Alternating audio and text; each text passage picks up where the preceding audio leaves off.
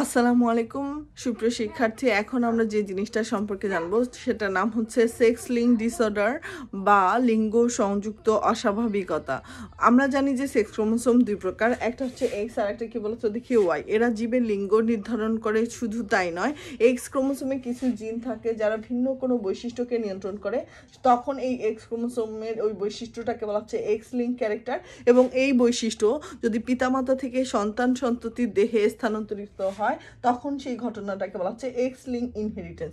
X link ইনহেরিটেন্সের কারণে বংশগতীয় বিভিন্ন রোগ পিতামাতা থেকে বংশ পরম্পরায় সন্তান সন্ততিতে স্থানান্তরিত হয়, এবং ওয়াই লিঙ্ক ইনহেরিটেন্সের কারণেও কিছু রোগ এভাবে স্থানান্তরিত হয়। তাহলে এক্স লিঙ্ক ইনহেরিটেন্সের কারণে যে সমস্ত রোগ পিতামাতা থেকে সন্তান সন্ততিতে স্থানান্তরিত হয়, এরকম কিছু রোগ হচ্ছে হিমোফিলিয়া, বর্ণান্ধতা, মানুষের ডুসেনি মাস্কুলার ডিস্ট্রফি ইত্যাদি। ধন্যবাদ।